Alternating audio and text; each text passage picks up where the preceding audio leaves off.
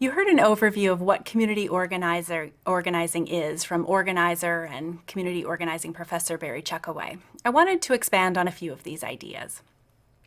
This includes the idea of power, what we mean by having a community organizing worldview, how organizing interplays with leadership, and some of the skills that organizers use in their work. Let's start with coming to some agreement about what community organizing is. There are certainly various approaches to community organizing, and the approach or model that you choose will undoubtedly impact the definition that we come up with. What I like about this definition is that it emphasizes that organizing is serious about building powerful groups based on interests and values, and then building them in a way where they're accountable to each other as they work towards a common goal. Organizing is also about identifying leaders and developing them into effective advocates for their community. One of the core concepts in organizing is the concept of power, about where that power lies and where it should lie, and how we can generate and organize power to shape policies and practices that meet the needs of people. Power is a big part of what David Walls calls the community organizing worldview. The worldview is a series of concepts that shape the way we think about how society works, and that organizers use to shape the way they approach organizing.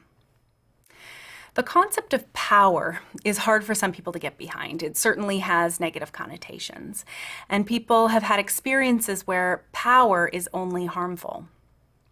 One way that can help is to think about the difference between power over and power with. Power over is a relationship in which one person has power over another person, or one group has power over another group, one nation over another nation.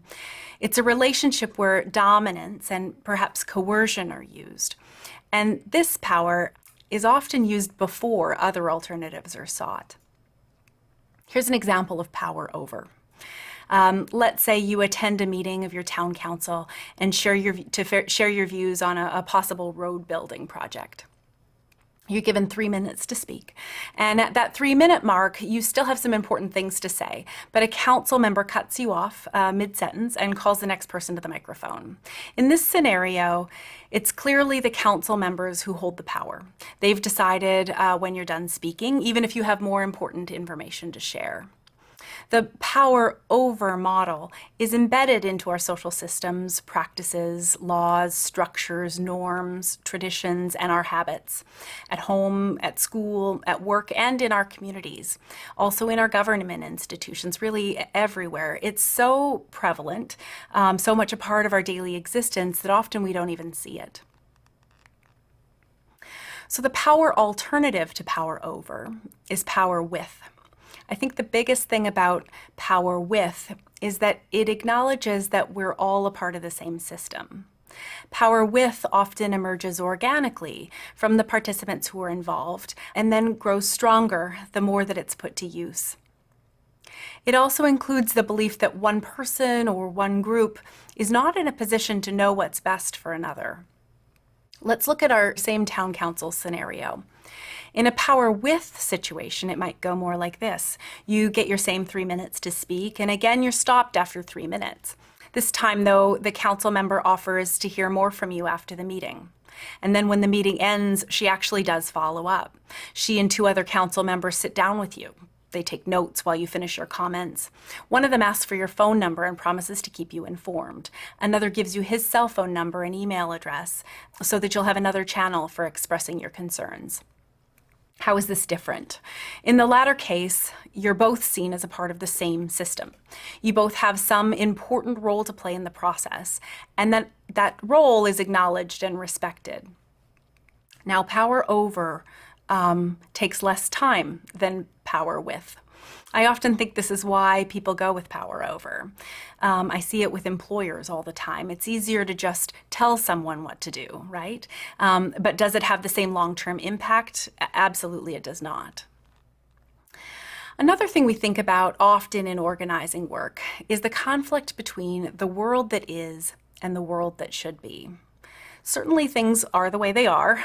We could put our efforts into adapting to how that life is, or we could work to shape the world, creating a world as it should be. Of course, this relates to other things we'll talk about in this class, like who decides how the world should be.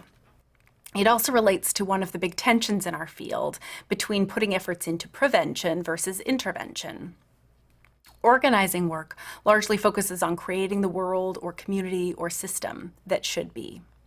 Another important distinction in organizing is the distinction between leaders and organizers. Leaders inspire other people with a vision and then guide them towards that vision. Organizers ensure that someone else, or maybe many someones, have the skills and the tools that they need to lead. In fact, good organizers will come in and out of leadership as that's needed. People often say that it's the job of organizers to develop leaders. So in this way, training is also a really important part of the organizing worldview. So if that's the community organizing worldview, and that's what we're trying to do, there are a number of skills that you need to make that happen. The first I want to talk about is running effective meetings. Organizers run a lot of meetings, both large and small. While running a meeting may not seem that significant, we've probably all had the experience of sitting in on a meeting that was not run well, where you accomplish very little or you don't stay on topic. When this happens, not only do you not get done what you need to get done, you face potentially alienating people who could be your allies in efforts. Effective meetings have a few things in common. They have an agenda. Agendas should have times on it. That is, how long have you got planned for each item? And they should include who is responsible for leading each item. It should be clear in a meeting what you're trying to accomplish. Sometimes people put their meeting objectives actually on their agenda, but everyone should know what they're here to do. Someone needs to take responsibility for keeping people on track. This might be easier said than done. So if people get off track, you have a few options about what to do about it. You could create what's called a parking lot, some way to record items that you'll come back to at another time. You might take, for example, a big sheet of flip chart paper and write parking lot on it and record the items as they arise. You could make a decision as a group to run the meeting long and go past your time, or you could decide to skip over things that maybe are less crucial or critical and then make a decision to put those things on a later meeting agenda. Really, any of these things are options. The key, though, is to do it consciously and involve other people in that decision. Negotiation is the process of discussing something with the hope of reaching an agreement. It usually involves compromise. There are key social work skills that tie nicely into the art of negotiation, things like rapport building, active listening, and the idea of seeking to understand. Effective negotiators also tend to use skills in assertiveness and also in problem solving. Agitation is about pressing people to think differently. And who is it that we're pressing? It's often first the community that we're organizing. And often pressing is as simple as asking questions. Are people okay with the way things are? How have you dealt with things in the past? Has that worked? You wrote a letter. Why didn't you send people? You sent 5 people. What if you sent 10?